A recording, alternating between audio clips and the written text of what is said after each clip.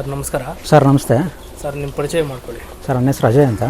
ಇದು ಲೊಕೇಶನ್ ಬಂದು Tavarekere Doddalamara road sir. ನಮ್ಮದು ಪ್ರಾಪರ್ ಬಂದು ರಾಮನಗರ. ಸೊ ನಾವು ಒಂದು ಕಂಪ್ನಿನಲ್ಲಿ ವರ್ಕ್ ಮಾಡ್ತಾಯಿದ್ದೀವಿ ಸರ್. ಇದು ಪಾರ್ಟ್ ಟೈಮ್ ಆಗಿ ಕುರಿ ಸಾಕಾಣಿಕೆ ಮಾಡ್ತಾಯಿದ್ದೀವಿ ಸರ್. ಈಗ MNC ಕಂಪ್ನಿಲಿ ವರ್ಕ್ ಮಾಡ್ತಾಯಿದ್ದೀನಿ. ನೀವು ಅದನ್ನು ಮಾಡಿಕೊಂಡು ಇದನ್ನು ಯಾವ ಥರ ಮೇಂಟೈನ್ ಮಾಡ್ತಾಯಿದ್ದೀರಾ? ಓಕೆ ಸರ್, ಇದು ಕಂಪ್ಲೀಟು ನಮ್ಮ ವೈಫೈ ಸರ್ ಎಲ್ಲ ಮ್ಯಾನೇಜ್ ಮಾಡ್ತಾ ಇರೋದು. ಸರ್ ನಾನು ಬೆಳಗ್ಗೆ ಒಂದು ಟೈಮ್ ನೋಡ್ಕೊತೀನಿ ಅಷ್ಟೇ. 7 ಗಂಟೆಗೆ ಒಂದ್ಸರಿ ಫೀಡ್ ಹಾಕ್ಬಿಟ್ಟು ಹೋದರೆ ನಾನು ಮಿಕ್ಕಿದ್ದು ಡೇ ಟು ಡೇ ಏನು ಹ್ಯಾಂಡಲ್ ಮಾಡ್ಕೊತಾರೆ ಅದೆಲ್ಲ ಅವರೇ ಮೇಂಟೈನ್ ಮಾಡ್ತಾರೆ ಸರ್. ನಮಸ್ಕಾರ. ನಿಮ್ಮ ಹಸ್ಬೆಂಡ್ ಹೇಳಿದ್ರು ಈ ಕುರಿ ಎಲ್ಲ ನೀವೇ ಮೇಂಟೈನ್ ಮಾಡ್ತಾ ಇರೋದು ಅಂತ. ನಿಮ್ಮ ಹೆಸರು ಒಂದು ಸ್ವಲ್ಪ ತಿಳಿಸ್ಕೊಡಿ. ನಮಸ್ತೆ ಸರ್, ನನ್ನ ಹೆಸರು ರಾಜೇಶ್ವರಿ. ನಾವು ಬೇಸಿಕಲಿ ಬೆಂಗಳೂರಿಂದ. ಹಸ್ಬೆಂಡ್ ಮನೆ ರಾಮನಗರ. ಸೊ ಮದುವೆ ಆಗಿ 9 ಇಯರ್ಸ್ ಆಯಿತು. ಏನಾದರೂ ಬಿಸ್ನೆಸ್ ಮಾಡಬೇಕು ಅನ್ನೋ ಒಂದು ಥಾಟ್ ಇತ್ತು, ಬಟ್ ಏನು ಮಾಡಬೇಕು ಅನ್ನೋದು ಐಡಿಯಾ ಇರಲಿಲ್ಲ. ಸೊ ಈ ಕೋವಿಡ್ ಟೈಮಲ್ಲೆಲ್ಲ ನೋಡಿದ್ವಲ್ಲ, ಸುಮಾರು ಎಲ್ಲ ಆ್ಯಕ್ಟಿವಿಟೀಸು ಪ್ರತಿಯೊಂದು ಕೂಡ ಶಟ್ ಡೌನ್ ಆಯಿತು. ಅಪಾರ್ಟ್ ಫ್ರಮ್ ಏನು ಫಾರ್ಮಿಂಗ್ ಅನ್ನೋದು ಬಿಟ್ಟು, ಅಗ್ರಿಕಲ್ಚರ್ ಬಿಟ್ಟು ಎಲ್ಲ ಕೂಡ ಶಟ್ ಡೌನ್ ಆಗಿತ್ತು. ಸೊ ಆ ಟೈಮಿಂದನೇ ನಾವು ಏನೋ ಫಾರ್ಮಿಂಗ್ ಮಾಡೋಣ ಅಂತ ಫಸ್ಟ್ ಮೈಂಡಿಗೆ ಬಂತು. ಫಾರ್ಮಿಂಗಲ್ಲಿ ಏನು ಮಾಡಬೇಕು ಅನ್ನೋದು ಇರಲಿಲ್ಲ. ಸೊ ಫಾರ್ಮಿಂಗಲ್ಲಿ ಏನು ಬೆಳೆಯೋದಾ ಅಥವಾ ಹೈನುಗಾರಿಕೆ ಮಾಡೋದಾ, ಕುರಿ ಕೋಳಿದ ಮೇಕೆದ ಅನ್ನೋದು ಗೊತ್ತಿರಲಿಲ್ಲ. ಯಾಕಂದರೆ ನಾವು ಬೇಸಿಕಲಿ ಇಬ್ಬರು IT ಅವರೇನೆ. ನಾನು ಮದುವೆಗೆ ಮುಂಚೆ ವರ್ಕ್ ಮಾಡ್ತಾ ಇದ್ದೆ. ಸೊ ಯಾವಾಗ ರಾಮನಗರಕ್ಕೆ ಶಿಫ್ಟ್ ಆದೆ, ಸೊ ಆವಾಗ ಕೆಲಸ ಕ್ವಿಟ್ ಮಾಡಿದ್ದಾಯಿತು. ಸೊ ಅದಾದ್ಮೇಲಿಂದ ಮತ್ತೆ ಕೆಲ್ಸಕ್ಕೆ ಹೋಗೋಕ್ಕೆ ಅವಕಾಶ ಆಗಲಿಲ್ಲ. ಯಾಕಂದರೆ ರಾಮನಗರದಿಂದ ಬೆಂಗಳೂರು ಟ್ರಾವೆಲ್ ಮಾಡೋಕ್ಕೆ ತುಂಬ ಕಷ್ಟ ಆಗುತ್ತೆ. ಸೊ ಹಂಗಾಗಿ ಕೆಲಸ ಕ್ವಿಟ್ ಮಾಡಿ ಒಂದು 5 ಇಯರ್ಸ್ ಹೋಮ್ ಮೇಕರ್ ಆಗಿನೇ ಇದ್ದೆ. ಸೊ ಆಮೇಲೆ ಏನಾದರೂ ಬಿಸ್ನೆಸ್ ಮಾಡಲೇಬೇಕು ಅಂತ ಬಂತು. ಸೊ ಈ ಕೋವಿಡ್ ಕೂಡ ನಮಗೊಂದು ಅಡ್ವಾಂಟೇಜೇ ಆಯಿತು. ಯಾಕಂದರೆ ನಮಗೊಂದು ಕರೆಕ್ಟ್ ಪ್ಲ್ಯಾನ್ ಸಿಕ್ತು ಏನು ಮಾಡ್ಬೋದು ಅನ್ನೋದು. ಸೊ ಫಾರ್ಮಿಂಗ್ ಅನ್ನೋ ಡಿಸೈಡ್ ಆಯಿತು. ಸೊ ಅದರಲ್ಲಿ ಏನು ಮಾಡಬೇಕಂತ ಸ್ವಲ್ಪ ಎಲ್ಲ ರಿಸರ್ಚ್ ಮಾಡಿದ್ವಿ ಹಿಂಗೇನೆ. ಸೊ ನಾಟಿ ಕೋಳಿಗೆ ಡಿಮ್ಯಾಂಡ್ ಇರುತ್ತೆ, ಮತ್ತು ನಾಟಿ ಮೇಕೆ ಕುರಿಗಳು ಇದಕ್ಕೆಲ್ಲ ಡಿಮ್ಯಾಂಡ್ ಇರುತ್ತೆ ಅಂತ ಎಲ್ಲ ರಿಸರ್ಚಲ್ಲಿ ನಾವು ಅಂದ್ಕೊಂಡ್ವಿ ಇದು ಮಾಡೋಣ ಅಂತ ಅಂದ್ಬಿಟ್ಟು. ಸೊ ಕೋಳಿಗಳು ಅವತ್ತಿಂದ ಇದೆ, ಕೋಳಿಗಳೂ ಅದ್ರ ಪಾಡಿಗೆ ಅದು ನಡೀತಾ ಇದೆ. ಸೊ ಈಗ ಮೇಕೆನ ಕುರಿನ ಅಂತ ನಮಗೆ ಗೊತ್ತಿರಲಿಲ್ಲ. ಈ ಕುರಿಗೆ ಅಂತ ಬಂದರೆ ತುಂಬ ಜನ ಹೇಳಿದ್ದು ಕುರಿಗಳಿಗೆ ಜಾಸ್ತಿ ರೋಗ ಬರುತ್ತೆ. ಸೊ ಮೇಕೆಗೆ ಕಂಪ್ಯಾರಿಟಿವ್ಲಿ ರೋಗ ಕಡಿಮೆ, ಕುರಿಗೆ ಜಾಸ್ತಿ ರೋಗ ಬಂದ್ಬಿಡುತ್ತೆ ಅಂತ ಎಲ್ಲ ಹೇಳ್ತಿದ್ರು. ಸೊ ನಮಗೆ ಕುರಿ ಅನ್ನೋದು ನಾವು ಫಸ್ಟೇ ತೆಗ್ದಾಕ್ಬಿಟ್ವಿ ಮೈಂಡಿಂದ. ಸೊ ನಾಟಿ ಮೇಕೆ ಮಾಡ್ತಾ ಇದ್ವಿ. 3 ವರ್ಷದಿಂದ ನಾಟಿ ಮೇಕೆನೇ ಮಾಡ್ತಾ ಇರೋದು. ಎಲ್ಲ ಒಟ್ಟಿಗೆನೆ ಮರಿ ಮಾಡಿಸೋದು ಎಲ್ಲನೂ ಮಾಡ್ತಾ ಇದ್ವಿ. ಸೊ ಅದೆಲ್ಲ ಸ್ವಲ್ಪ ಅಷ್ಟು ಚೆನ್ನಾಗಿ ಕ್ಲಿಕ್ ಆಗಲಿಲ್ಲ. ಸೊ ಹಂಗಾಗಿ ಇದನ್ನ ತುಂಬ ವೀಡಿಯೋಸಲ್ಲೆಲ್ಲ ನೋಡ್ತಾ ಇದ್ವಿ. ಈ ಥರ ಕೆಂಗೂರಿ ಎಲ್ಲ ತುಂಬ ಬೇಗ ಫಾಸ್ಟ್ ಗ್ರೋತ್ ಆಗತ್ತೆ, ಮತ್ತು 2.5 ತಿಂಗಳಿಗೇನೆ ಇಷ್ಟಿಷ್ಟೆಲ್ಲ ಬರುತ್ತೆ ಅಂತ. ನಾವು ಅದೆಲ್ಲನೂ ಇಷ್ಟೆಲ್ಲ ಆಗಲ್ಲ, ತುಂಬ ಎಕ್ಸಾಗ್ರೇಟ್ ಮಾಡಿ ಹೇಳ್ತಾ ಇದ್ದಾರೆ ಅಂತಲೇ ನಾವು ಅನ್ಕೋತಾ ಇದ್ವಿ. ಬಟ್ ಇಷ್ಟೆಲ್ಲ ನಾವು ಆಗ್ತಾ ಇದೆಯಲ್ಲ, ಒಂದ್ಸರಿ ನಾವು ಟ್ರೈ ಮಾಡಿ ನೋಡೋಣ ಅಂತ ಅಂದ್ಬಿಟ್ಟು ಕೆಂಗೂರಿ ಸ್ಟಾರ್ಟ್ ಮಾಡಿದ್ದು. ಬಟ್ ನಿಜವಾಗ್ಲೂ ಸರ್ ಅದು ಹೇಳೋದು ಯಾವುದೂ ಸುಳ್ಳಲ್ಲ. ಏನು ಅಂತಂದರೆ ಕನ್ಸಿಸ್ಟೆಂಟಾಗಿ ವರ್ಕ್ ಮಾಡಬೇಕು, ಮತ್ತು ಏನು ಅಂತ ಯಾವುದನ್ನು ನಾವು ನೆಗ್ಲೆಕ್ಟ್ ಮಾಡೋಂಗಿಲ್ಲ. ಫಸ್ಟು ಪ್ರಾಪರಾಗಿ ಫುಡ್ ಕೊಡಬೇಕು, ಮತ್ತು ಮೇಂಟೆನೆನ್ಸು. ಆಮೇಲೆ ಏನು ಅಂತಂದರೆ ನಾವು ಮೆಡಿಸಿನ್ಸ್ಗಳು ಹಾಕ್ಕೋಬೇಕು. ಫಸ್ಟ್ ನಾವು ತಂದಾಗಲೇ ಡಿವಾರ್ಮ್ ಮಾಡ್ಕೊಂಡ್ಬಿಡ್ಬೇಕು. ಅದು ಎಲ್ಲಿರತ್ತೆ ಮೇಕೆಗಳು ಎಲ್ಲೆಲ್ಲಿ ಮೇಯಿಸಿರ್ತಾರೋ ಎಲ್ಲ ಯಾವುದೋ ಗೊತ್ತಿರಲ್ಲ. ಫಾರ್ಮ್ದೇ ಇರ್ಬೋದು, ಹೊರಗಡೆ ಮೇಯಿಸ್ಕೊಂಡೇ ಇರ್ಬೋದು ಬೈಲಲ್ಲಿ, ಅಂಥದ್ದೆಲ್ಲ ಇರತ್ತೆ. ಸೊ ನಾವು ಫಸ್ಟ್ ಬಂದು ಡಿವಾರ್ಮ್ ಮಾಡಬೇಕಾಗತ್ತೆ. ನೆಕ್ಸ್ಟ್ ಡೇನೇ ಮಾಡಿಬಿಡ್ತೀವಿ ನಾವು. ಸೊ ಅದಾದ್ಮೇಲೆ ವ್ಯಾಕ್ಸಿನೇಷನ್ಸು ಎಲ್ಲ ಡಿಸೀಸಸ್ ಎಲ್ಲನೂ ಅವಾಯ್ಡ್ ಆಗುತ್ತೆ. ವ್ಯಾಕ್ಸಿನೇಷನ್ಸು ಅದೆಲ್ಲ ನೆಕ್ಸ್ಟು ಮಾತಾಡೋಣ. ಸೊ ವ್ಯಾಕ್ಸಿನೇಷನು ಮತ್ತು ಡಿವಾರ್ಮು ಫಸ್ಟ್ ಮಾಡಿಬಿಡ್ತೀವಿ. ಅದಾದಮೇಲೆ ಫುಡ್ಡು ನಾವು ಇದೇ ಟೈಮಿಂಗ್ಸಲ್ಲೇ ನಾವು ಮೇಂಟೈನ್ ಮಾಡಬೇಕು. ನಾವು ಏನು ಮಾಡ್ಕೊಂಡಿರ್ತೀವಿ ಟೈಮಿಂಗ್ಸು, ಆ ಟೈಮಿಂಗ್ಸಲ್ಲಿ ನಾವು ಮಾಡ್ಕೊಂಡು ಬಂದುಬಿಟ್ರೆ ನಮಗೆ 99% ರಿಸಲ್ಟ್ ಸಿಗತ್ತೆ. ಮೇಡಮ್, ಇದಕ್ಕೆ ಶೆಡ್ಡು ಮಾಡೋದಕ್ಕೆ ಎಷ್ಟು ಖರ್ಚು ಬಂತು, ಮತ್ತು ಯಾವ ರೀತಿ ನೀವು ಈ ಥರ ನೋಡಿ ಮಾಡ್ಕೊಂಡಿದ್ದೀರಾ ಅನ್ನೋದು? ಸರ್ ನಾವು ಸುಮಾರು ಕಡೆ ಶೆಡ್ಗಳೆಲ್ಲ ವಿಸಿಟ್ ಮಾಡಿದ್ವಿ. ಈ ಥರ ಅಟ್ಟನ್ಗೆ ಮಾಡ್ಕೊಂಡಿರೋ ಶೆಡ್ಗಳನ್ನೇ ಪರ್ಟಿಕ್ಯುಲರಾಗಿ ವಿಸಿಟ್ ಮಾಡಿದ್ವಿ. ಯಾಕಂದ್ರೆ ನಾವು ಒಂದು 3 ವರ್ಷ ನೆಲದಲ್ಲೇ ಬಿಟ್ಕೊಂಡಿದ್ವಿ. ಸೊ ಅದು ಒಂದು ಕ್ಲೀನಿಂಗ್ ಪ್ರಾಬ್ಲಮ್ ಬರುತ್ತೆ. ಪ್ರಾಬ್ಲಮ್ ಅಂತಂದ್ರೆ ಕೆಲಸ ಆಗುತ್ತೆ ಕ್ಲೀನಿಂಗು. ಮತ್ತು ನೆಲದ ಮೇಲೆ ಇರೋದ್ರಿಂದ ಏನಾಗುತ್ತೆ, ಇದಕ್ಕೆಲ್ಲ ಸ್ಕಿನ್ ಅಲರ್ಜೀಸ್ ಬರುತ್ತೆ. ಏನಾದರೂ ಒಂದು ಗಾಯ ಆಗೋದು, ಉಣ್ಣೆ ಪ್ರಾಬ್ಲಮ್ಗಳು ಜಾಸ್ತಿ ಬರುತ್ತೆ ಅದು ಗಲೀಜ್ ಮೇಲೆ ಇರೋದ್ರಿಂದ. ಸೊ ಹಂಗಾಗಿ ಸಿಂಪಲ್ ಆಗಿ ಮಾಡ್ಕೊಳ್ಳೋ ಥರ ನಾವು ಸುಮಾರು ಕಡೆ ಸರ್ಚ್ ಮಾಡಿದ್ವಿ. ಸೊ ನಮಗೆ ಇದು ತುಂಬ ಲೋ ಬಜೆಟಲ್ಲಿ ಸರ್ ಆಗಿರೋದು. ನೀವು ನೋಡಿರ್ಬೋದು, ಸಾರ್ವೆ ಮರಗಳ ಅಡ್ಡ ಹಾಕ್ಕೊಂಡು ಅದ್ರ ಮೇಲೆ ನೀಲಗಿರಿ ರಿಪೀಸ್ಗಳು ಹೊಡೆದಿರೋದಷ್ಟೇ. ಇದು ಬಂದು 5 ಅಡಿ ಉದ್ದ, 24 ಅಡಿ ಅಗಲ ಇದೆ. ಸೊ ಇದು ಫೈಬರು, ಇದಕ್ಕೆ ಫೀಡರ್ಗೆ ಫೈಬರ್ ಯೂಸ್ ಮಾಡ್ಕೊಂಡಿದ್ದೀವಿ. ಇನ್ನು ಯೂಶಲಿ ಎಲ್ಲ ಕಬ್ಣನೇ. ಏನಂದ್ರೆ ನೀಲಗಿರಿ ರಿಪೀಸು ಮತ್ತು ಅಡ್ಡಕ್ಕೆ ಸಾರ್ವೆ ಮರ ಹಾಕ್ಕೊಂಡಿದ್ದೀವಿ. ಏನು ಅಂದರೆ 5 ಅಡಿಗೆ ಪಿಲ್ಲರ್ ಹಾಕ್ಕೊಂಡಿದ್ದೀವಿ. ನೀವು ನೋಡ್ಬೋದು, ಇಟ್ಕೆ ಪಿಲ್ಲರ್ಗಳು ಹಾಕ್ಕೊಂಡಿದ್ದೀವಿ. ಸರ್ ರಿಮೂವಬಲ್ ಇದು ಅಟ್ಟನಿಗೆ, ಲಿಫ್ಟ್ ಆ್ಯಂಡ್ ಶಿಫ್ಟ್ ಥರ ನೋಡಿ. ಇದೆಲ್ಲನೂ ಅದೇ ಥರ ಸರ್ ಇರೋದು. 4 ಜನ ಇಟ್ಕೊಂಡ್ಬಿಟ್ರೆ ಆರಾಮಾಗಿ ಇಟ್ಕೊಂಡು ಹೋಗ್ಬಿಡ್ಬೋದು, ಶಿಫ್ಟ್ ಮಾಡ್ಕೋಬೋದು. ಬ್ರೂಟಾನ್ ಏನಕ್ಕೆ ಕೊಡ್ತೀವಿ ಅಂತ ಅಂದರೆ ಇದು ಬಂದು ಮೇಯ್ನ್ಲಿ ಡೈಜೆಷನ್ಗೆ. ಸೊ ಇದು ಎಲ್ಲ ಕಾನ್ಸಂಟ್ರೇಟೆಡ್ ಫೀಡ್ಸ್ ಜಾಸ್ತಿ ಕೊಡ್ತಾ ಇರೋದ್ರಿಂದ ಮತ್ತೆ ಎಲ್ಲೂ ಓಡಾಡೋದಿಲ್ಲ, ಊಟ ಮಾಡ್ಕೊಂಡು ಇರೋ ಜಾಗದಲ್ಲೇ ಇರ್ತವೆ. ಸೊ ಹಂಗಾಗಿ ಡೈಜೆಷನ್ಸ್ ಪ್ರಾಬ್ಲಮ್ ಜಾಸ್ತಿ ಬರುತ್ತೆ. ಸೊ ಬ್ರೂಟಾನ್ ಏನು ಅಂತಂದ್ರೆ ಡೈಜೆಷನ್ಗೆ ಹೆಲ್ಪ್ ಆಗುತ್ತೆ. ಸೊ 4 ಲೀಟರ್ ಬ್ರೂಟಾನ್ಗೆ 1 ಲೀಟರ್ ಕಾಂಬಿಜಾಲ್ ಅಂತ. ಸೊ ಇದು ಡೈಜೆಷನ್ಗೂ ಒಳ್ಳೇದು ಮತ್ತು ಗ್ರೋತ್ ಪ್ರಮೋಟರ್ ಕೂಡ ಹೌದು. ಸೊ ಎರಡನ್ನೂ ಮಿಕ್ಸ್ ಮಾಡಿ ಫೀಡ್ಸಿಗೆ ಮಿಕ್ಸ್ ಮಾಡಿದ್ರೆ ಡೈಜೆಷನ್ ಇಂಪ್ರೂವ್ ಆಗುತ್ತೆ ಮತ್ತು ಗ್ರೋತ್ ಪ್ರಮೋಷನ್ಗೆ ಹೆಲ್ಪ್ ಆಗುತ್ತೆ. ಸೊ ನಾವು ಒಂದು ಬ್ಯಾಚಲ್ಲಿ ಸ್ಟಾರ್ಟ್ ಮಾಡ್ತಾ ಇದ್ದೀವಿ ಅಂತ ಅಂದರೆ, ಸೊ ಇದು M&M ಲಿಕ್ವಿಡ್ಡು, ಇದು ಬಂದು ಕ್ಯಾಲ್ಶಿಯಂ ಸಪ್ಲಿಮೆಂಟು, ಫುಡ್ ಜೊತೆ ಮಿಕ್ಸ್ ಮಾಡೋದು. ಸೊ ಇದು ಆಗಲೇ ಹೇಳ್ದಂಗೆ ಬ್ರೂಟಾನ್, ಇದು ಝೈಮ್ಯಾಕ್ಸ್ ಅಂತ, ಇದು ಕೆಮ್ಮಿಗೆ ಕೊಡೋದು. ಸೊ ಇದು 2 ml ಪರ್ ಶೀಪ್. ಸೊ ಝೈಕ್ಲಾಸ್ ಸರ್, ಇದು ನಾವೆಲ್ಲ ಟೆಸ್ಟ್ ಮಾಡ್ದಂಗೆ ಇದು ಬೆಸ್ಟ್ ಡಿವಾರ್ಮರು.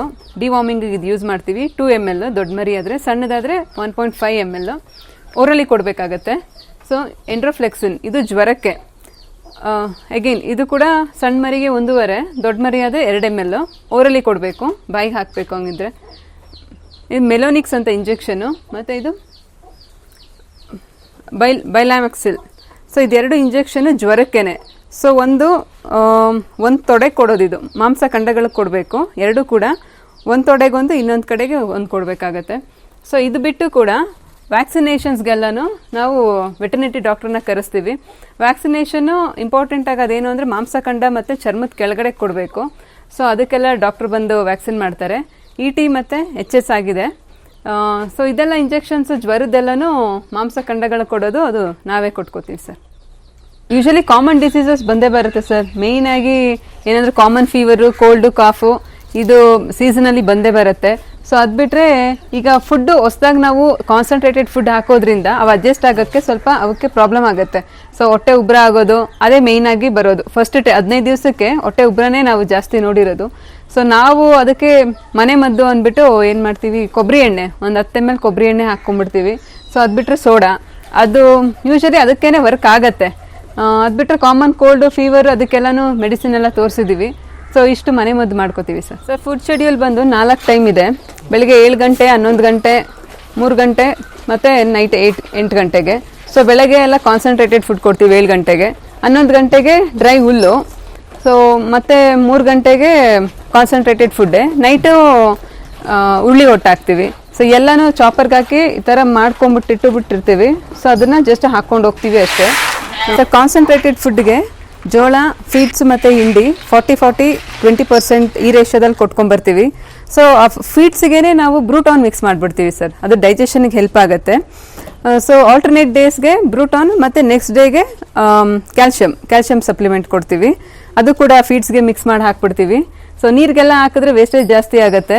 ಸೊ ನೀರೇನಾದರೂ ಗಲೀಜಾಯಿತು ಅಂದರೆ ಆ ನೀರು ವೇಸ್ಟ್ ಆಗುತ್ತೆ. ಸೊ ಹಂಗಾಗಿ ನಾವು ಫೀಡ್ಸ್ಗೆ ಮಿಕ್ಸ್ ಮಾಡಿಬಿಡ್ತೀವಿ. ಸೊ ನೆಕ್ಸ್ಟು ಬಂದು ರಾಗಿ ಹುಲ್ಲು 11 ಗಂಟೆಗೆ, ಮತ್ತು 3 ಗಂಟೆಗೆ ಫೀಡ್ಸ್ ಕೊಡ್ತೀವಿ. ಸೇಮ್ ನೈಟಿಗೆ ಉರುಳಿ ಒಟ್ಟು. ಸೊ ನಾವು ಫೀಡ್ಸ್ ಯಾವ ಥರ ಕೊಡ್ತಾ ಇದ್ದೀವಿ ಅಂದರೆ, ಸ್ಟಾರ್ಟಿಂಗ್ ತೊಗೊಬಂದಾಗ 10 ದಿವಸ ಬರೀ 1 ಟೈಮ್ ಕೊಡ್ತೀವಿ. ಅದು ಯಾಕಂದರೆ ಫೀಡ್ಸ್ಗೆ ಅಡ್ಜಸ್ಟ್ ಆಗಬೇಕು, ಇಲ್ಲಾಂದರೆ ಡೈಜೆಷನ್ ಇಶ್ಯೂಸು, ಲೂಸ್ ಮೋಷನ್ಸ್ ಎಲ್ಲ ಆಗೋ ಪ್ರಾಬ್ಲಮ್ಸ್ ಇರುತ್ತೆ. ಸರ್ ನೀವು ಇವಾಗ ಮಾರ್ಕೆಟ್ಗೆ ಹೋಗ್ತೀರಾ, ಆ ಥರಕ್ಕೆ ಎಲ್ಲಿ ಯಾವ ಮಾರ್ಕೆಟಿಂದ ತರ್ತೀರಾ, ಮತ್ತು ಈ ಮರಿಗಳಲ್ಲಿ ಏನೇನು ಕ್ವಾಲಿಟೀಸ್ ನೋಡ್ತೀರಾ ಅದೊಂದು ಸ್ವಲ್ಪ ಹೇಳಿ ಸರ್. ನಾವು ಸಿಂಧನೂರು ಮತ್ತು ಕುಕ್ಕುಂಪಲ್ಲಿನಲ್ಲಿ ಮರಿಗಳನ್ನ ತರ್ತೀವಿ ಸರ್. ಸೊ ಮರಿಗಳ ಕ್ವಾಲಿಟಿ ಹೆಂಗಿರಬೇಕು ಮತ್ತು ಯಾವ ಥರ ನೋಡಿ ತೊಗೋಬೇಕು ಮರಿನ ಅಂತಂದರೆ ಈಗ ತೋರಿಸ್ಕೊಡ್ತೀನಿ ನೋಡಿ ಸರ್.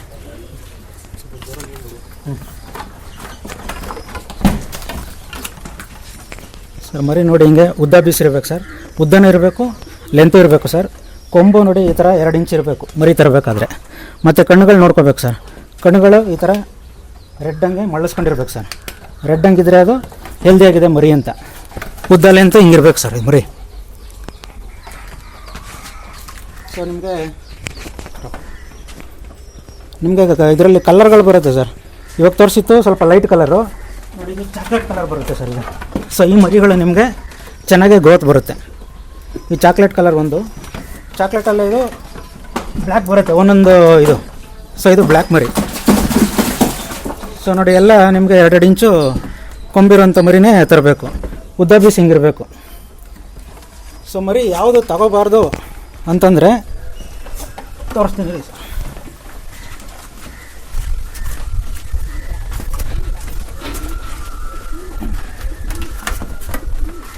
ನೋಡಿ, ಈ ಥರ ಲೈಟ್ ಕಲರ್ದು ತಗೋಬಾರ್ದು ಸರ್. ಏನಕ್ಕೆ ಅಂತಂದರೆ ಇದು ಗ್ರೋತ್ ಸ್ವಲ್ಪ ಕಡಿಮೆ ಬರುತ್ತೆ. ಫೈನಲಾಗಿ ನಮ್ಗೆ 2-2.5 ತಿಂಗಳಿಗೆ ಇವೆಲ್ಲ ಒಂದು 35-40 kg ಬಂತು ಅಂತಂದರೆ ಒಂದು 3-4 kg ಡಿಫ್ರೆನ್ಸ್ ಬರುತ್ತೆ ಆ ಮರಿಗಳಲ್ಲಿ. ಸರ್, ಈಗ ಒಂದು ಮರಿ ಬಂದು ಟ್ರಾನ್ಸ್ಪೋರ್ಟ್ ಎಲ್ಲ ಸೇರಿ ನಮಗೆ 7,000-7,500 ಸಾವಿರದಲ್ಲಿ ಮರಿ ತರಬೇಕು ಸರ್. ಆ ಮರಿ ತಂದ್ರೇ ನಿಮಗೆ ಗ್ರೋತ್ ಆಗೋದು. ಹಾಲು ಕುಡಿಯೋ ಮರಿಗಳು ತಂದರೆ ನಿಮ್ಗೆ ಅಷ್ಟು ಗ್ರೋತ್ ಬರೋಲ್ಲ ಇಲ್ಲಿ. ಸೊ ಒಂದು ಮರಿ ನಮ್ಗೆ 7,500 ಸಾವಿರ ಬೀಳ್ತು ಅಂತಂದರೆ ಒಂದು ತಿಂಗಳಿಗೆ ಒಂದು ಮರಿಗೆ 1,000 ಖರ್ಚು ಬರುತ್ತೆ. ಸೊ ನಾವು 2-2.5 ತಿಂಗಳು ಮರಿನ ಸಾಕ್ತೀವಿ. ಸೊ ಮಾರಬೇಕಾದ್ರೆ ನಾವು ಒಂದು ಮರಿಗೆ 1,000ದಂಗೆ ಇಟ್ಕೊಂಡು ಮಾರೋದು. ಸೊ ಈಗ ನಾವು 30 ಮರಿನ ಸಾಕ್ತಾಯಿದ್ದೀವಿ. ಸೊ 2 ತಿಂಗಳು ಇಟ್ಕೋತೀವಿ ಅಂತಂದರೆ ನಮಗೆ ಆ್ಯಾವ್ರೇಜಾಗಿ ಒಂದು 60,000 ಲಾಭ ಇರುತ್ತೆ 2-2.5 ತಿಂಗಳಿಗೆ. ಸೊ ನಾವು ಫಾರ್ಮಲ್ಲೇ ನಾವು ಸೇಲ್ ಮಾಡ್ತಾಯಿದ್ದೀವಿ ಸರ್. ಇಲ್ಲೇ ಬಂದು ದಳ್ಳಾಳಿಗಳು ಬರ್ತಾರೆ, ಮಟನ್ ಅಂಗಡಿಯವರು ಬರ್ತಾರೆ, ಅವ್ರಿಗೆ ಸೇಲ್ ಮಾಡ್ತಾಯಿದ್ದೀವಿ. ಸೊ ನಮ್ಗೆ ಇನ್ನೂ ಸ್ವಲ್ಪ ಜಾಸ್ತಿ ಲಾಭ ಬೇಕು ಅಂತಂದರೆ ಸಂತೆಗೆ ಹಾಕಿದ್ರೆ ನಿಮಗೆ ಅಲ್ಲಿಂದ ಇನ್ನೂ ಒಂದು 500,000 ಜಾಸ್ತಿನೇ ಲಾಭ ತಗೋಬೋದು ಸರ್. ನಮ್ಮಲ್ಲಿ ಸೆಟ್ ಆಗಿರೋಂಥ ಮರಿಗಳೇ ನಾವು ಸಿಗುತ್ತಿಲ್ಲಿ. ಸೊ ಲೊಕೇಶನ್ ಬಂದು ತಾವರೆಕೆರೆ ದೊಡ್ಡಾಲ್ಮರ ರೋಡ್ ಸರ್. ಇದು ನಂಬರ್ ಬಂದು 9743060141. ಅಜಯ್ ಅಂತ ಕಾಂಟ್ಯಾಕ್ಟ್ ಮಾಡ್ಬೋದು ಅವರು. ಸರ್, ಇದು 3 ವರ್ಷದಿಂದ ಇದೇ ಫಾರ್ಮ್ ಮಾಡ್ಕೊ ಬರ್ತಾ ಇದ್ದೀವಿ. ಸೊ ಇದು ಸ್ಟಾರ್ಟ್ ಮಾಡಿದಾಗ ಯೂಶ್ವಲಿ ಎಲ್ಲ ಕಡೆಯಿಂದ ಬಂದೇ ಬರುತ್ತೆ. ನಾನು ಮುಂಚೆನೇ ಹೇಳ್ದಂಗೆ ನಾ IT ನಲ್ಲಿ ಕೆಲಸ ಬಿಟ್ಟು ಸೊ ಆಮೇಲೆ ಬಿಸ್ನೆಸ್ ಮಾಡಬೇಕು ಅಂದ್ಕೊಂಡು ಇದು ಮಾಡಿದ್ದು. ಎಲ್ಲ ಕಡೆಯಿಂದ ಕಮೆಂಟ್ಸು ಅದರಲ್ಲೂ ನೆಗೆಟಿವೇ ಜಾಸ್ತಿ ಬರುತ್ತೆ ಸರ್. ಏನಕ್ಕೆ ಆ ಥರ ಕೆಲಸ ಬಿಟ್ಬಿಟ್ಟು ನೀವು ಇದನ್ನು ಮಾಡ್ತಾ ಇದ್ದೀರಾ ಅಂತ. ಸರ್, ನಾನು ಹೇಳ್ತೀನಿ, ಈಗ ನಾವು ಕೆಲ್ಸಕ್ಕೆ ಹೋಗಿ ಬಂದ್ರೂ 9 ಅವರ್ಸು ಅಲ್ಲಿ ಕೆಲಸ ಇದ್ದೇ ಇರುತ್ತೆ. ಅದರಿಂದ ಅದು ಬಿಟ್ಟರೆ 3-4 ಅವರ್ ಟ್ರಾವೆಲಿಂಗು. ಸೊ 12-13 ಅವರು ನಾವು ಬರೀ ಆಫೀಸ್ ಕೆಲಸಕ್ಕೆ ಅಂತ ಎತ್ತಿಟ್ರೂ ಕೂಡ ನಮಗೊಂದು 30,000-40,000 ಸಾವಿರ ಸಿಗ್ತಾಯಿತ್ತು. ಸೊ ನಾವು ಅದೇ ಕೆಲಸ ಅಲ್ಲ, ಅಲ್ಲಿ 9 ಅವರ್ಸ್ ಕೆಲಸ ಮಾಡಬೇಕು. ಇಲ್ಲಿ ನಾವು ಲೆಕ್ಕ ಹಾಕ್ಕೊಂಡ್ರೆ ಒಂದಿನಕ್ಕೆ 2 ಅವರ್ ಕೆಲಸ ಮಾಡ್ತೀನಿ ಸರ್ ಅಷ್ಟೇ. 2 ಅವರ್ ಕೆಲಸ ಮಾಡಿಕೊಂಡು ಮನೇಲೂ ಇದ್ಕೊಂಡು ಮಕ್ಕಳು ಫ್ಯಾಮಿಲಿ ಎಲ್ಲ ನೋಡಿಕೊಂಡ್ರು ಕೂಡ ನಾವು 50,000-60,000 ಸಾವಿರ ದುಡಿತಾ ಇದ್ದೀವಿ. ಸೊ ಇದಕ್ಕಿಂತ ಏನು ಬೇಕಾಗಿದೆ ಹೇಳಿ ಒಬ್ಬರು ಹೋಮ್ ಮೇಕರ್ಗೆ. ಸೊ ನನಗೆ ಎಲ್ರಿಗೂ ಹೇಳೋದು ಅಷ್ಟೇ, ಒಬ್ರನ್ನ ಕೆಲಸದಿಂದ ಯಾರನ್ನೂ ಅವ್ರಿಗೆ ಒಂದು ಡಿಮೋಟಿವೇಟ್ ಮಾಡೋಕ್ಕೆ ಹೋಗಬಾರ್ದು. ನಿಮ್ಮ ಕೈಲಿ ಮೋಟಿವೇಶನ್ ಮಾಡೋಕ್ಕಾಗಿಲ್ಲ ಅಂದರೆ ಓಕೆ, ಡಿಮೋಟಿವೇಟ್ ಮಾತ್ರ ಮಾಡೋಕ್ಕೆ ಹೋಗಬೇಡಿ. ಅವ್ರಿಗೆ ಏನು ಇಷ್ಟ ಬರುತ್ತೋ ಅದನ್ನು ಅವ್ರು ಮಾಡಬೇಕು. ಯಾವುದೇ ಆಗಲಿ ಸರ್, 4 ಜನದ ಮುಂದೆ ಮಾಡೋ ಕೆಲಸ ಯಾವತ್ತೂ ಕೆಟ್ಟ ಕೆಲಸ ಆಗೋದಿಲ್ಲ ಅದು. ಸೊ ಅದನ್ನು ನಾನು ಹೇಳ್ತೀನಿ. ಮತ್ತು ಇನ್ನೊಂದೇನು ಅಂದರೆ, ಈಗ ಯಾರೇ ಒಂದು ಬಿಸ್ನೆಸ್ ಸ್ಟಾರ್ಟ್ ಮಾಡಬೇಕು ಅಂದ್ರೂ ನಮಗೆ ಇಷ್ಟಿಷ್ಟು ಲಕ್ಷ ಬೇಕು ದುಡ್ಡು ಅಂತ ಅನ್ನೋದೇನೂ ಇಲ್ಲ. ನಾವು ಈ ಥರ ಸಿಂಪಲ್ಲಾಗಿಯೇ 1.5-2 ಲಕ್ಷ ರೂಪಾಯಿಂದ ನಾವು ಆರಾಮಾಗಿ ಬಿಸ್ನೆಸ್ ಶುರು ಮಾಡ್ಬೋದು. ಇದರಲ್ಲಿ ಖಂಡಿತ ಲಾಭ ಇದೆ. ಈಗ ನಾವು ಮುಂಚೆನೇ ಹೇಳ್ದಂಗೆ ನಮ್ದು ಇದು ಖರ್ಚು ಎಲ್ಲ ಬಿಟ್ಟರು ಕೂಡ ಒಂದು ಮರಿ ಮೇಲೆ ನಾವು 2,000 ಇಟ್ಕೊಂಡು ಮಾರ್ತೀವಿ ಅಂತ ಅಂದರೂ ನಾವು ಈಗ 2 ಸರಿ ಮಾಡಿರೋದು ಕೂಡ ನಾವು ಅಷ್ಟರಲ್ಲೇ ಮಾರ್ಜಿನಲ್ಲೇ ಮಾರಿದ್ದೀವಿ. ಸೊ ನಮ್ಗೆ ಒಳ್ಳೆ ರೀತಿಯಿಂದನೇ ಲಾಭ ಇದೆ. ಇದೇ ಕೆಲಸನೇ ತುಂಬ ದೊಡ್ಡದಾಗಿ ಮಾಡ್ತಾ ಇದ್ದಾರೆ. ಸೊ ಅದರಲ್ಲೂ ಅವ್ರು ಮಾಡಿದ ತಕ್ಕನಂಗೆ ಅವ್ರಿಗೆ ಲಾಭ ಇರುತ್ತೆ. ಸೊ ನಾನು ಹೇಳೋದೇನು ಅಂತ ಅಂದರೆ, ಈಗ ಸುಮ್ಮನೆ ಹೋಮ್ ಮೇಕರ್ಸ್ ಇರ್ತಾರೆ. ಸೊ ಅವರಿಗೆ ಎಲ್ಲ ಕೆಲಸ ಮುಗಿದ್ರೂ ಕೂಡ ಅವ್ರಿಗೆ ತುಂಬ ಟೈಮ್ ಇದೆ ಅನ್ನೋದಾದರೆ ಸೈಡಾಗಿ ಇದನ್ನು ಕೂಡ ಮಾಡ್ಕೋಬೋದು. ಸೊ ಇದ್ರ ಜೊತೆಗೆ ಬರೀ ಇದೆ ಅಂತ ಅಲ್ಲ, ಸೊ ನಾವು ಕೋಳಿ ಕೂಡ ಹಾಕ್ಕೊಂಡಿದ್ದೀವಿ, ಪಾರಿವಾಳಗಳೆಲ್ಲ ಹಾಕ್ಕೊಂಡಿದ್ದೀವಿ, ಮತ್ತು ನಾಯಿ ಬ್ರೀಡಿಂಗ್ ಕೂಡ ಮಾಡ್ತೀವಿ. ಅದು ಕೆಲಸ ಅಂತ ಕನ್ಸಿಡರೇ ಮಾಡೋಕ್ಕಾಗಲ್ಲ ಸರ್, ಅದು ಒಂದು ರೊಟೀನ್ ಅಷ್ಟೇ. ಸೊ ಅದರಿಂದ ಇನ್ಕಮ್ ಬರೋದು ಸೈಡ್ ಇನ್ಕಮ್ಮು, ಅದು ನಮಗೆ ಗೊತ್ತೂ ಆಗೋದಿಲ್ಲ ಅದು ಕೆಲಸ ಅಂತ, ಬಟ್ ಇನ್ಕಮ್ ಮಾತ್ರ ಚೆನ್ನಾಗಿರುತ್ತೆ. ಸೊ ಅದೇ ನಾ ಹೇಳ್ದಂಗೆ ಡಿಮೋಟಿವೇಶನ್ ಮಾತ್ರ ಮಾಡೋಕ್ಕೆ ಹೋಗ್ಬಿಡಿ, ಅದರಲ್ಲೂ ಹೆಣ್ಮಕ್ಳಿಗೆ. ಸರಿ, ಎಷ್ಟೋ ಜನ ಈಗ ಹಳ್ಳಿ ಕಡೆಯಿಂದ ಬರ್ತಾರೆ, ಇಲ್ಲಿ ಏನೋ ಸಿಂಪಲ್ಲಾಗಿ ಒಂದು ಫ್ಯಾಕ್ಟ್ರಿಗೆ ಓದ್ಕೊಂಡೋ ಅಥವಾ ಆಟೋ ಓಡಿಸ್ಕೊಂಡೋ ನಮಗೆ ಒಂದು 10,000 ಸಾವಿರ ಬಂದರೆ ಸಾಕು ಅಂತ ಸುಮ್ಮನೆ ಅಲ್ಲೆಲ್ಲ ಎಷ್ಟೋ ಇರತ್ತೆ, ಅವ್ರ ಪ್ರಾಪರ್ಟಿಗಳಿರುತ್ತೆ, ಓನ್ ಜಾಗ ಇರುತ್ತೆ, ಅದೆಲ್ಲ ಬಿಟ್ಬಿಟ್ಟು ಇದು ಬಂದು ಕೆಲಸ ಮಾಡ್ತಾರೆ. ಸೊ ಇದನ್ನೇ ಎಫರ್ಟ್ ಅವರಿಗೆ ಹಾಕ್ಕೊಂಡ್ರೆ ನಿಜ ಅವರು ಈ ಸಂಬಳ ಏನೂ ಅಲ್ಲ ಸರ್, ಅಷ್ಟು ಅವರು ದುಡಿಮೆ ಮಾಡ್ಬೋದು. ಈಗ ನಾನೇ ಇಷ್ಟು ಸಂಬಳ ತೆಗಿತಾ ಇದ್ದೆ. ಸೊ ನಾನೀಗ ದಿನಕ್ಕೆ 2-3 ಅವರ್ ಈ ಕೆಲಸ ಮಾಡಿಕೊಂಡು ಮನೆಯಲ್ಲಿ ಇದ್ದಂಗೂ ಆಗುತ್ತೆ. ಈಗ ಬೆಳಗ್ಗೆ ಎದ್ಬಿಟ್ಟು ನಾವು ರಶ್ ಮಾಡಿಕೊಂಡು ಅಯ್ಯೋ ಅಲ್ಲೋಗ್ಬೇಕು ಇಲ್ಲೋಗ್ಬೇಕು, ಬಸ್ ಹಿಡಿಬೇಕು, ಮಳೆ ಅನ್ನೋ ಅಂಥದ್ದು ನಮ್ಗೆ ಯಾವುದೂ ಟೆನ್ಷನ್ ಇರಲ್ಲ. ಮಕ್ಕಳು ನೋಡ್ಕೊಂಡಂಗಾಗತ್ತೆ, ಮನೆಯಲ್ಲಿ ಫ್ಯಾಮಿಲಿ ಇದು ಒಂದೆಲ್ಲ ಒಂದು ನಮಗೆ ಸ್ಯಾಟಿಸ್ಫ್ಯಾಕ್ಷನ್ ಇದೆ, ಫ್ಯಾಮಿಲಿ ಸ್ಯಾಟಿಸ್ಫ್ಯಾಕ್ಷನ್ ಅನ್ನೋದು.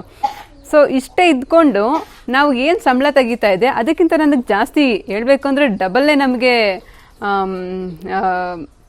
ಇನ್ಕಮ್ ಬರ್ತಾ ಇದೆ. ಸೊ ಇದರಲ್ಲಿ ನನಗೆ ಯಾವುದೇ ರಿಗ್ರೆಟ್ಸ್ ಇಲ್ಲ. ಯಾರು ಏನು ಮಾತಾಡ್ತಾರೋ ಅದೆಲ್ಲ ಮಾತಾಡ್ಕೊಳ್ಳಿ ಅಂತ ನಾನು ಬಿಟ್ಬಿಟ್ಟಿದ್ದೀನಿ. ಸೊ ನಾವೇನು ಮಾಡ್ತಾ ಇದ್ದೀವಿ ಅನ್ನೋದು, ಮತ್ತು ನಾವೆಷ್ಟು ದುಡಿತೀವಿ ಅಂತಾನೆ ಅಲ್ವಾ ಸರ್ ಲಾಸ್ಟ್ ನೋಡೋದು. ಈಗ ಸೊಸೈಟಿನಲ್ಲಿ ಇವ್ರಿಗೆ ಎಷ್ಟು ಏನಿದೆ ಇವ್ರ ಪೊಸಿಷನ್ ಅಂತ ನೋಡ್ತಾರೆ ಅಷ್ಟೇ. ಸೊ ಮಾಡೋದನ್ನ ಒಳ್ಳೆ ರೀತಿಯಿಂದ ಮಾಡ್ತಾ ಇದ್ದೀವಿ ಅನ್ನೋ ಸ್ಯಾಟಿಸ್ಫ್ಯಾಕ್ಷನ್ ನಮಗಿದೆ. ಸರ್ ಇಷ್ಟೆಲ್ಲನ ಈಗ ನಾವಿಬ್ಬರೇ ಮಾಡ್ತಾ ಇದ್ದೀವಿ. ಸೊ ಸಿಂಗಲ್ ಹ್ಯಾಂಡೆಡ್ ಆಗಿ ಆರಾಮಾಗಿ ಮಾಡ್ಕೊಂಡು ಹೋಗ್ಬೋದು ಸರ್. ನಮಗೂ ಮೊದಲು ಸ್ವಲ್ಪ ಭಯ ಆಗ್ತಾ ಇತ್ತು, ಅಯ್ಯೋ ಇಷ್ಟೊಂದು ಕೆಲಸ ಆಗುತ್ತೆ, ಬರ್ಡನ್ ಆಗುತ್ತೆ ಅಂತ. ಸೊ ಹಾಗೆ ದಿನ ಕಳೀತಾ ಕೆಲಸ ಎಲ್ಲನೂ ನಮಗೆ ಅದೇನು ಬರ್ಡನ್ ಅಂತ ಅನ್ನಿಸ್ತಾ ಇಲ್ಲ. ಸೊ ಈಗ ಹೇಳ್ಬೇಕಂದ್ರೆ ಈಗ ಒಬ್ಳೇನೆ ಪ್ರತಿಯೊಂದನ್ನು ಮ್ಯಾನೇಜ್ ಮಾಡ್ತಾ ಇದ್ದೀನಿ. ನೆಕ್ಸ್ಟು ಕೂಡ ಎಕ್ಸ್ಟೆಂಡ್ ಮಾಡ್ಕೊಳ್ಳೋ ಪ್ಲ್ಯಾನ್ ಇದೆ. ನಾವು 10ಕ್ಕಾದರೂ ಅದೇ ಕೆಲಸ ಆಗುತ್ತೆ, 50ಕ್ಕಾದರೂ ಅದೇ ಕೆಲಸ ಆಗುತ್ತೆ. ಸೊ ಹಂಗಾಗಿ ನಾವು ಎಷ್ಟು ಮಾಡ್ತೀವೋ ಅಷ್ಟು ಲಾಭ ನಮಗೆ ಸಿಗುತ್ತೆ ಸರ್. ನಾವು ಬೇರೆಯವ್ರಿಗೆ ದುಡಿಯೋದಕ್ಕಿಂತ ನಮಗೆ ನಾವು ದುಡ್ಕೋತಾ ಇದ್ದೀವಿ ಅಷ್ಟೇ. ಸೊ ಮುಂದೇನೂ ನೆಕ್ಸ್ಟು ಒಂದು 50ರಿಂದ 60 ನಿಂತ್ಕೊಳ್ಳೋಷ್ಟು ಎಕ್ಸ್ಟೆಂಡ್ ಮಾಡಬೇಕು ಅಂತ ಪ್ಲ್ಯಾನ್ ಇದೆ ಮುಂದೆ. ಸರ್ ಇನ್ಸ್ಪಿರೇಷನ್ ಏನು ಅಂತ ಅಂದರೆ ಒಂದು ಫ್ಯಾಮಿಲಿ ಸಪೋರ್ಟು, ಮತ್ತು ಈ ಥರ ಸಪೋರ್ಟಿವ್ ಹಸ್ಬೆಂಡು ನಂಗೆ ಗೊತ್ತಿಲ್ಲ ಎಷ್ಟು ಜನಕ್ಕೆ ಇರ್ತಾರೆ ಅಂತ ಅಂದ್ಬಿಟ್ಟು. ನಾನು ಏನೇ ಮಾಡ್ತೀವಿ ಅಂದರೂ ಕೂಡ ನನಗೆ 100% ಸಪೋರ್ಟ್ ಸಿಗುತ್ತೆ. ಸೊ ಹಂಗಾಗಿ ನಾನು ಏನೇ ಮಾಡೋದಕ್ಕೂ ಕೂಡ ಬ್ಯಾಕ್ ಬೋನ್ ಆಗಿರ್ತಾರೆ. So I feel really thankful to him. ಮತ್ತು there is no substitute for hard work ಅಂತ. ಸೊ ನಾವು ಕಷ್ಟಪಟ್ಟು ಕೆಲಸ ಮಾಡೋದಕ್ಕಿಂತ ಬೇರೆ ಇನ್ಯಾವುದೂ ಇಲ್ಲ ಅದ್ರ ಮುಂದೆ.